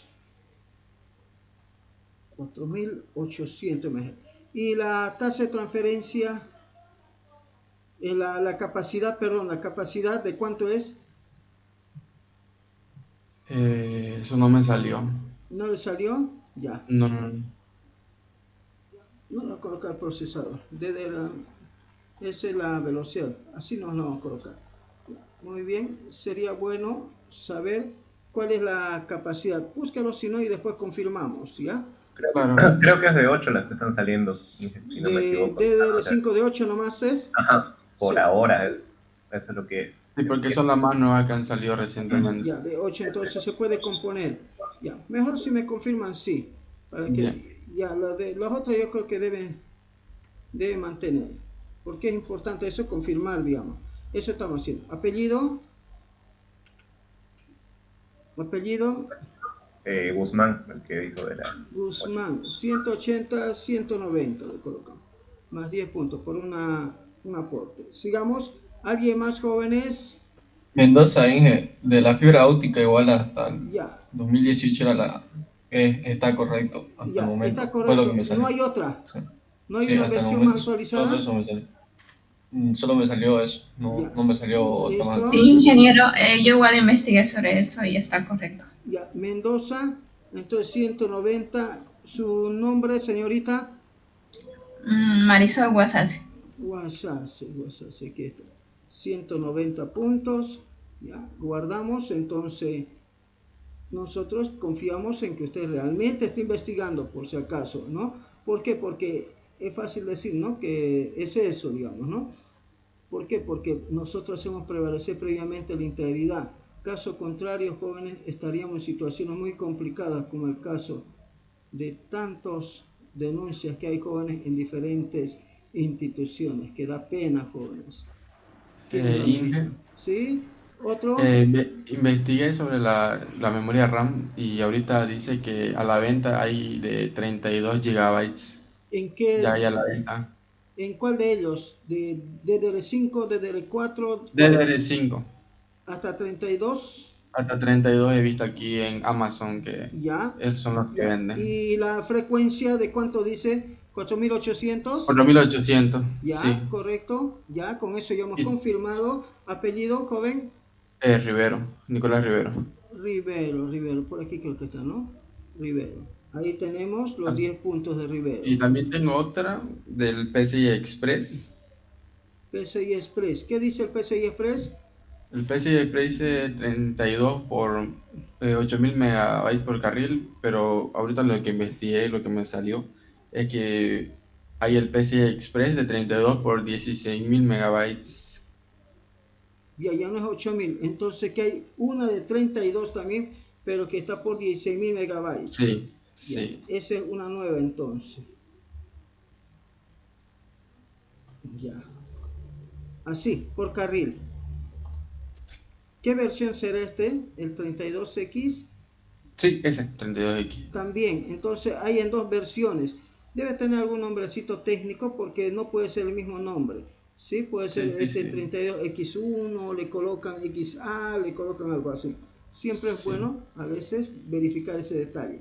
Bien, entonces apellido, bueno, ya me dio su nombre, ¿no? Nicolás, Sí, ¿no? 20 puntos, sí. vamos acumulando por aquí. Sigamos. Ya estamos terminando la memoria RAM al UDMA o DMA. ¿Alguien? Eso lo estaba investigando, pero solo me salía que actualmente siguen lo mismo, pero no sé, no llegué a investigarlo totalmente bien. Ya. Igual ahorita estoy investigando eso, sí sale esa versión, la última. Sí, Ya. Esta nomás. Y la velocidad de transferencia 167 sí, megabytes. es lo más que me ha salido a mí. Ya. Sí, 167. También. Ya. Listo. La señorita es Wasase, ¿no?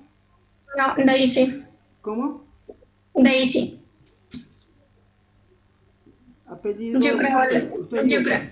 ya, Sí. 190 por confirmar esa velocidad. Bien, entonces ahora vamos con la red de datos LAN UTP. Seguimos con categoría 7, 8. ¿Es eso? ¿No es eso? ¿Qué dicen? ¿Qué dice la red de datos Wi-Fi? ¿Hay una mejor red Wi-Fi?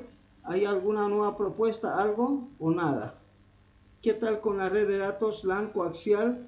¿Alguien ha investigado o nada? Bien, Ingeniero, yo solamente pude investigar la red categoría 8 y sí está correcto. ya. Está correcto, 25 a 40 gigabits. Sí, está correcto. Ya, apellido Farías. Farías, ¿dónde está Farías? Farías, aquí está, ¿no? Ya, 10 puntos, registramos. Bien, ahora, entonces, esto también estaría correcto. A mí los tres me salen de red, es lo mismo. Ya. Ahora, la red de datos coaxial de banda ancha, ¿han podido verificar eso?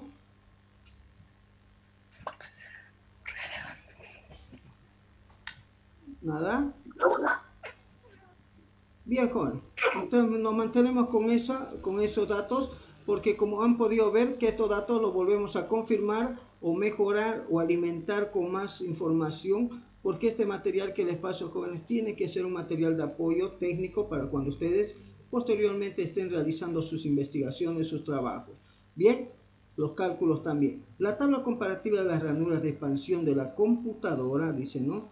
Son los siguientes, dice, ¿no? La ranura ISA en sus diferentes versiones, la MCA, la EISA, BLB, PCI, pero fíjese que hay con diferentes frecuencias de reloj, o sea, con diferentes velocidades con las que va trabajando, y obviamente con diferentes números de bits. Miren, entonces dependiendo cuál es el valor que le van a dar, usted va a poder automáticamente verificar con cuántos bits está trabajando.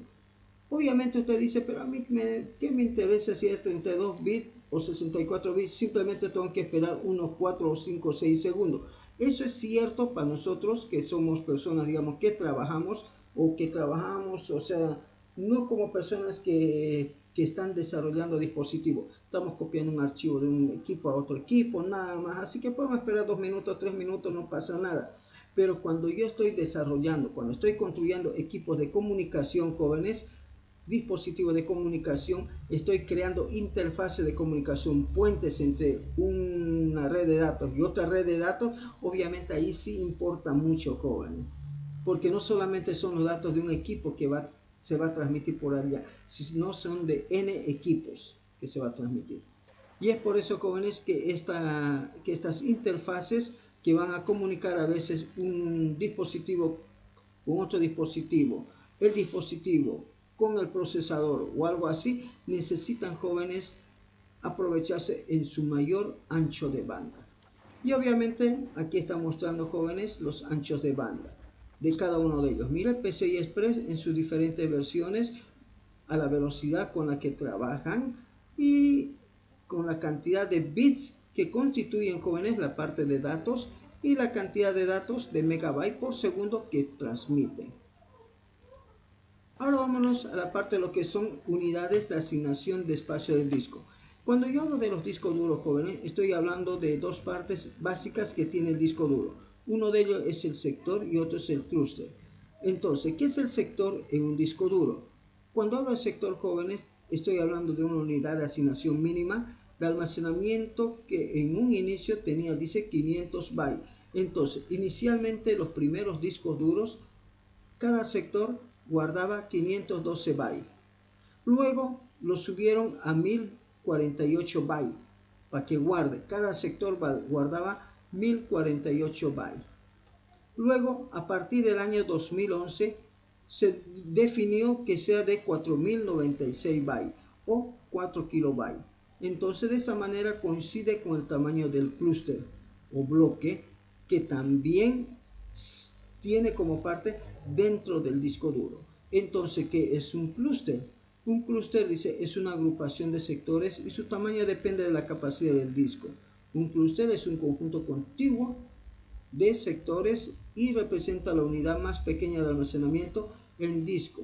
Se comenta, jóvenes, que la palabra sector es la unidad de medida a nivel lógico y clúster es la unidad de medida a nivel físico. Entonces, un clúster puede tener uno o más sectores. Un clúster es como si fuera una carrocería de un camión, donde usted puede meter un solo cajón grande, que sería un sector, o varios cajones, que serían varios sectores. ¿Estamos de acuerdo? Entonces depende cómo puede hacer. En todo caso, actualmente el tamaño del clúster es el mismo del sector desde el 2011, jóvenes, de acuerdo a la norma que han definido o estándar, ¿sí? Ahora hablemos del sistema de archivo. Los discos duros, jóvenes, internamente tienen un sistema de archivo. Un sistema de archivo, jóvenes, es la implementación sobre el modo en que se organiza o distribuye el espacio total de almacenamiento de un disco.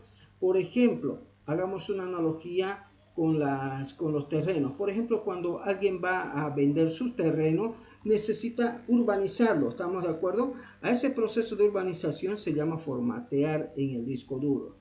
El formatear significa que tenemos que definir los clústeres, que serían como las cuadras, y los sectores serían como los lotes. Entonces, muy bien, yo puedo vender, por ejemplo, una cuadra, ¿no? Completo un clúster, o tal vez puedo dividirlo en varios sectores, en varios lotes. Pero puede ser que alguien diga, yo quiero un lote de tamaño de una cuadra. Entonces, el sector y el clúster tendrían el mismo tamaño. Esa sería la analogía que haríamos actualmente, jóvenes. Entonces, existen varios sistemas de archivo, dice, siendo los más conocidos y utilizados NTFS, FAT16, FAT32 y SFAT. Actualmente NTFS es el sistema de archivo más utilizado por la seguridad que brinda. FAT16 era un sistema de archivos muy precario, pero así funcionaron los sistemas operativos iniciales monolíticos tal como DOS. Luego Windows trabajó con FAT32 y continuamente a veces había errores, pérdidas de datos, jóvenes. SFAT es un sistema de archivos para dispositivos tales como televisores, celulares, vehículos y todo, exFAX. Así que si usted va a meter una USB a varios tipos de dispositivos distintos, completamente distintos, es mejor trabajar con exFAX como sistema de archivo y no NTFS, porque NTFS es exclusivamente para el sistema operativo Windows. Entonces aquí tenemos una tabla de los tamaños, jóvenes, que tienen los sistemas de archivo. Por eso dice aquí tamaño de la unidad de almacenamiento entre 7 MB a 512 MB. Pero nos interesa más esta parte de 2 GB a 2 TB, que es el tamaño normal de nuestros equipos. Entonces, en Windows 3.5, 4 KB el tamaño de mi sector o de mi clúster. En Windows NT 4 KB. Y en Windows 7, lo que más nos interesa esta última columna, Windows 7, Windows 10, Windows 11, ¿no? Y todos los Windows, ¿no? Es de 4 KB. Entonces de 2 GB a 2 TB. ¿Por qué dice 2 GB? Porque mi flash memory tiene normalmente, jóvenes, 8 GB. Entonces si es de 8 GB para adelante, es mejor colocarle NTFS como sistema de archivo, jóvenes. ¿Sí? Es mejor colocarlo. Luego, los servidores de datos interesantes, jóvenes, no, pues tienen este otro tipo de tamaño de sistema de archivo de 64 KB, de 36 KB y así sucesivamente. Cuando hablamos de exFAT, jóvenes, debemos elegir esta aquí que va desde 256 MB hasta 32 GB, ¿sí? ¿Sí? O sí, esto sería bien una opción, 32 GB. O si no, agarrar el de 32 GB hasta 256 TB. Entonces con una de estas dos podríamos trabajar. ¿Por qué 256 TB? Porque entre esto estaría nuestra computadora, en este rango estarían nuestras computadoras y nuestros dispositivos de almacenamiento estaría por aquí. Miren, esto sería, jóvenes, para nuestras USB, la definición de exFAX, ¿sí?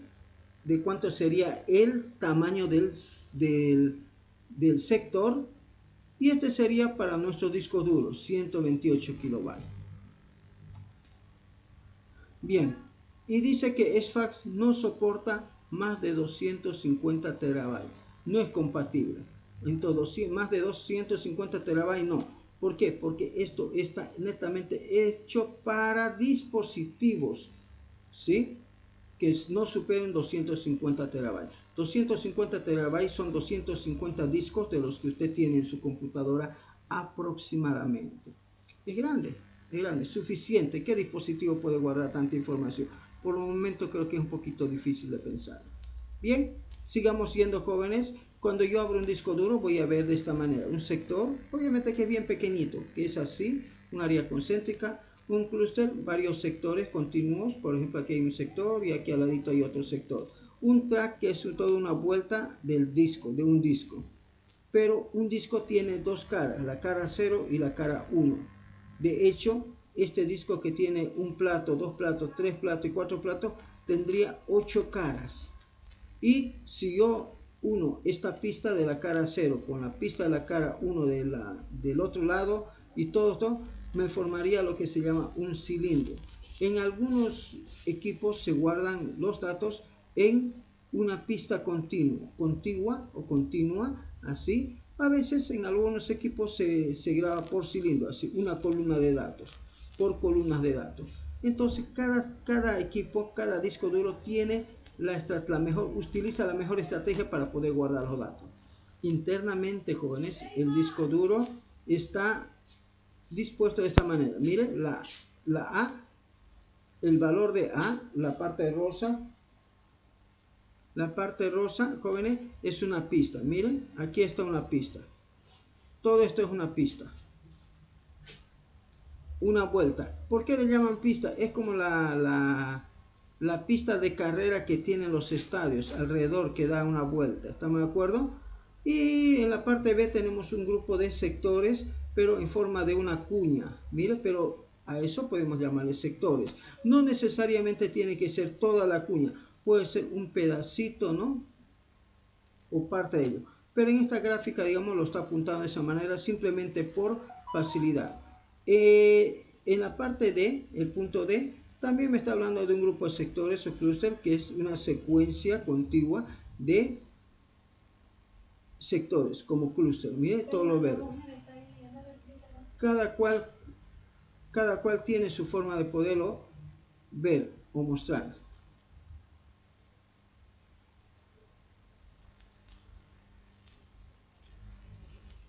Entonces, jóvenes, continuando, ahora vamos a hablar sobre lo que va a ser la unidad mínima de asignación de tiempo por proceso que otorga la CPU.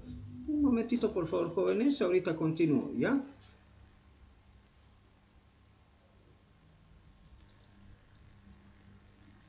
Listo, jóvenes, va a disculpar, me llamaron un rato. Ahora vamos a hablar sobre la unidad mínima de asignación del tiempo por proceso que otorga la CPU. Les comento lo siguiente, la CPU, jóvenes, es uno de los recursos de la computadora que está más demandado en toda la computadora. Es decir, todos los dispositivos, todos los sistemas que están conectados a la computadora quieren utilizar la CPU. Quieren que la CPU les atienda. La CPU es como el alcalde, como el presidente, como el gobernador, así que todo el mundo quiere entrevistarse con él para que pueda atender su caso. En realidad, esa atención de caso que nosotros le llamamos es ejecutar el código que constituye al programa que se quiere ejecutar. Entonces, de esa manera, jóvenes, es que nosotros tenemos que entender algunos conceptos, como ser proceso y lo que sería quantum. Cuando hablamos de proceso, ¿qué es un proceso? Dice que un proceso es un programa que está cargado en la memoria RAM y que espera la asignación de un quantum para que la CPU ejecute su código. Entonces, un proceso es cualquier programa que está cargado en la computadora. ¿Cómo yo puedo saber eso? ¿Cuál es un proceso? Presiono Control Shift Escape y puedo ver una ventana que dice el administrador de tareas. Y en este administrador de tareas tengo la lista de procesos. Fíjese que aquí tenemos el programa OBS Studio cargado, pero bajo el nombre de proceso.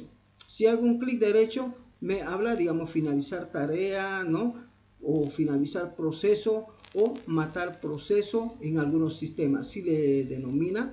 Entonces vemos que OBS Studio, jóvenes, del 21% o 22%, 23% de la CPU, el 8.4 está siendo utilizado por este programa. ¿Por qué? Porque está grabando continuamente. Mire, y el 8 punto tanto, 10 punto tanto, 8.7% está siendo utilizado. ¿Cuánto de memoria RAM está ocupando OBS Studio? 227.9 megabytes. Por lo tanto, Microsoft Word, fíjese que a ratos ni siquiera se pestañea mucho, pero recibe un quantum. Este es el quantum, ese pequeño tiempito en el que él ejecuta su código. Mire, un tiempito en el que ocupa la CPU y luego deja de ocuparlo. Otro tiempito que ocupa la CPU y deja de utilizarlo. ¿Cómo podemos hacer una prueba en que podamos ver de que evidentemente, jóvenes, la CPU le da también a Word un poco más de tiempo? A ver, hagamos una prueba práctica. De esta manera, ¿sí? Vamos a llevar esto aquí y aquí. Fíjese que con esto ya tenemos todo lo necesario para poder revisar. Mire, fíjese que aquí la Microsoft Word más rápido obtiene los quantum. Miren el porcentaje de uso de la CPU. Yo voy a empezar a escribir y fíjese que Microsoft Word va a tener ahorita, va a recibir más quantum. No queda como que queda dormido. Mire, fíjese, está recibiendo hasta 5.3, 5.1 y de tiempo de la CPU. Miren qué tiempo. O sea que ahorita Microsoft Word está siendo atendido por la CPU más que hace rato cuando no se hacía nada. Ahora dejo de no hacer nada y fíjese, baja la cantidad de veces que le va a tocar ser atendido. Voy a copiar, control C, copio y voy a empezar a pegar. Mire lo que voy a hacer. Pego y fíjese que empieza a elevar la cantidad de porcentaje de uso de la CPU. ¿Se pudo comprender, jóvenes? ese detallito. Hello, pregunto. ¿Aló? Sí, sí. Sí, dice. Sí, ingeniero.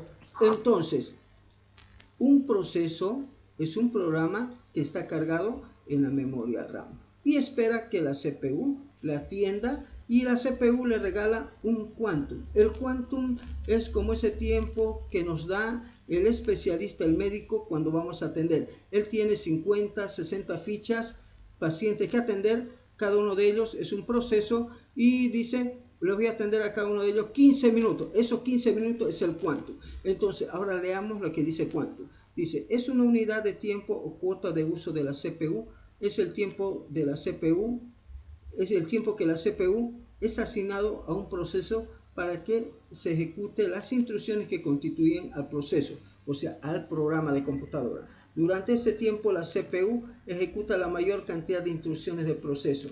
En caso de que no termine de ejecutar todas sus instrucciones, se realiza un cambio de contexto. O sea, ¿qué significa el cambio de contexto?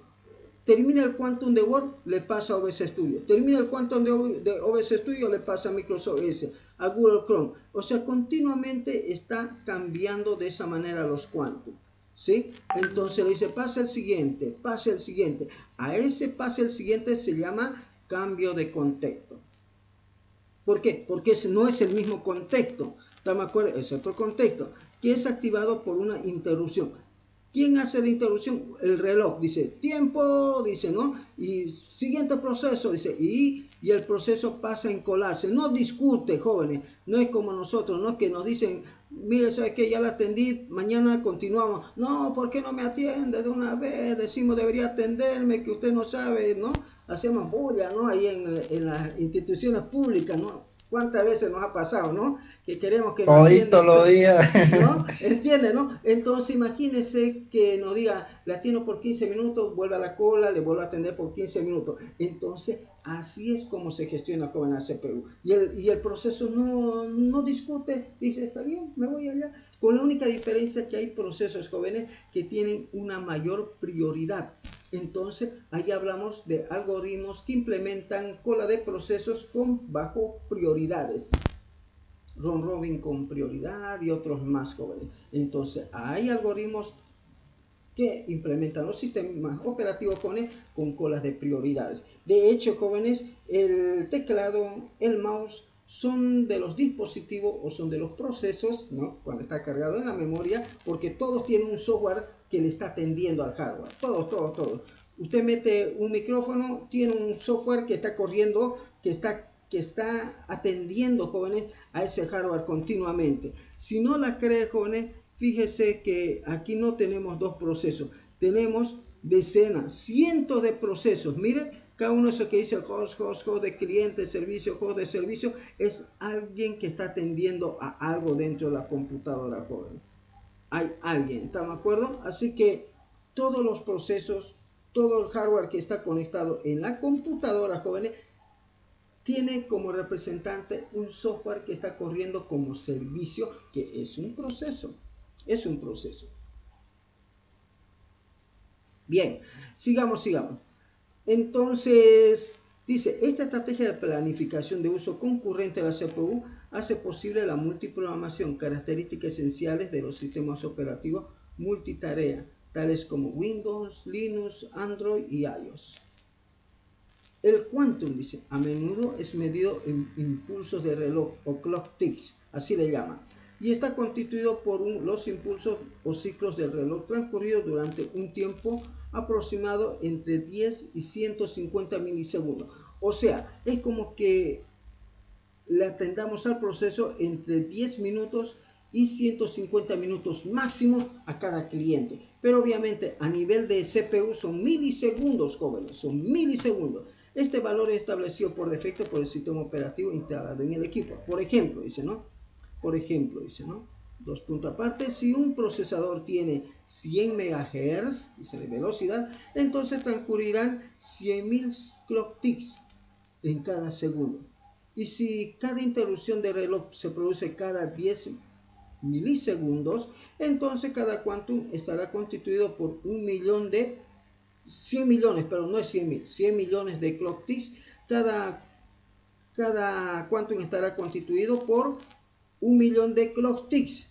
Imagínense, 1.000.000 de clock ticks para cada proceso, con una duración de 10 milisegundos. Bueno, 1.000.000 es equivalente a realizar 1.000.000 de sumas en un segundo, jóvenes. Es una velocidad bárbara. Pero obviamente dentro de la computadora, jóvenes, la operación básica que se realiza es suma. Todo lo que haga, divida, multiplique, eleve un número a un exponente, realiza el intercambio de variables, lo que sea, casi todo ese proceso, jóvenes, se realiza a plan de operaciones de suma y operaciones lógicas. Todo ese proceso. Así que está optimizado la matemática de manera que se lo haga de esa manera. Raíces cuadradas basado en suma. Divisiones basados en sumas y restas. Generalmente basado en restas, ¿no? Y restas basados en sumas también. Y así sucesivamente. Bien, sigamos, jóvenes, sigamos. Ya les mostré esta parte, no hay nada que guardar por aquí. Y vamos yendo. Ahora, jóvenes, tenemos los ejercicios de aplicación. Los ejercicios de aplicación. Y en estos ejercicios de aplicación que dice investigación sobre la velocidad de transferencia de datos en las unidades secundarias, me pide lo siguiente. Dice, investiga la velocidad de transferencia requerida para escribir o grabar datos en las siguientes unidades secundarias. ¿Por qué necesito saber eso? Para poder realizar los cálculos, pues, ¿no? De hecho, jóvenes, estos datos ya han sido dados por los estudiantes en su momento. Me faltan algunos de ellos, como Thunderbolt, como lectura o como escritura. Comprobar estos datos si son correctos o no son correctos. O esta tecnología simplemente transfiere datos, o sea, transfiere datos pero no escribe ni lee. Entonces, ¿cómo lo entendemos esta Thunderbolt? ¿Sí? Es una tecnología de transferencia de datos muy rápida. Ahora, la transferencia de datos por PCI Express. Dice que aquí tenemos 1.5 gigabits por segundo. ¿Cuál es la mayor transferencia de PCI Express? ¿Será que es este o es otro?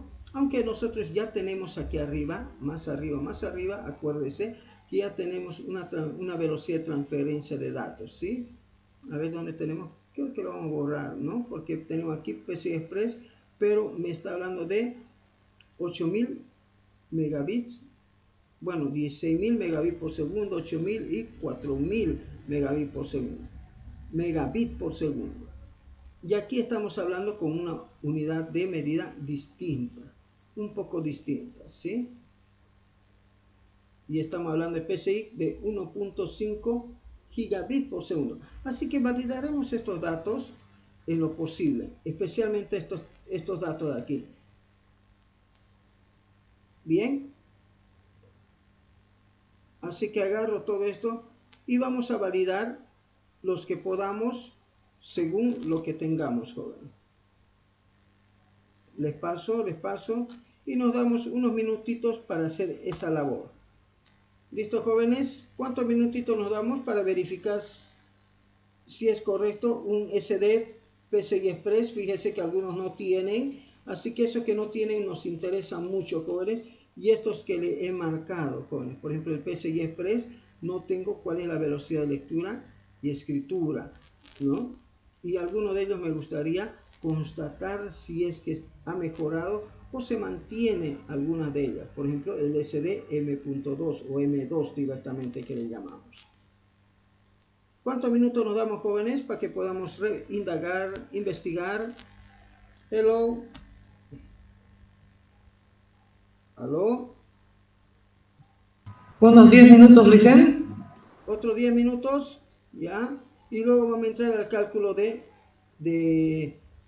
transferencia de datos, almacenamiento, ya. Entonces corre tiempo, jóvenes, a partir de este momento, 10 minutos.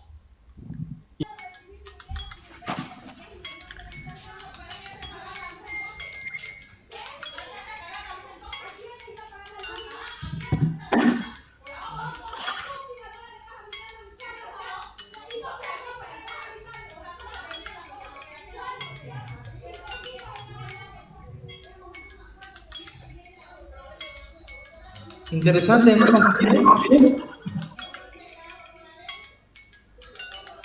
Ya lo encontré, es capaz de alcanzar hasta los 13.000 megabytes por segundo de velocidad. PCIe 5.0 SSD. Ingeniero. Salió ahí con el ingeniero Carlos. Ya. ¿Ya lo encontraste? Yo lo encontré el del SS Data, pues ya lo pasé al grupo la imagen. ¿Verdad? Ah, es verdad.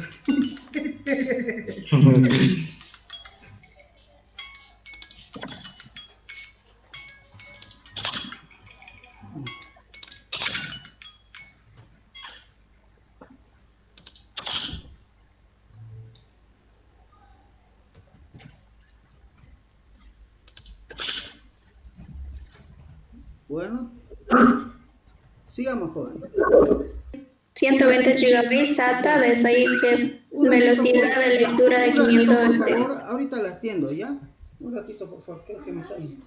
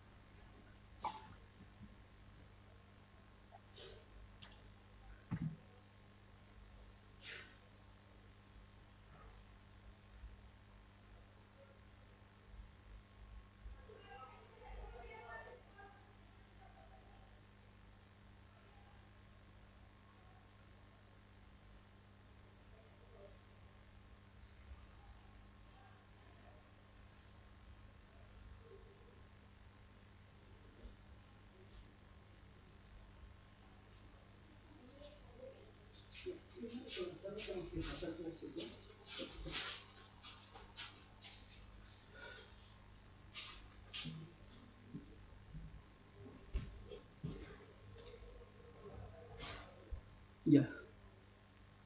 Listo, jóvenes, van a disculpar de vuelta, he tenido una emergencia.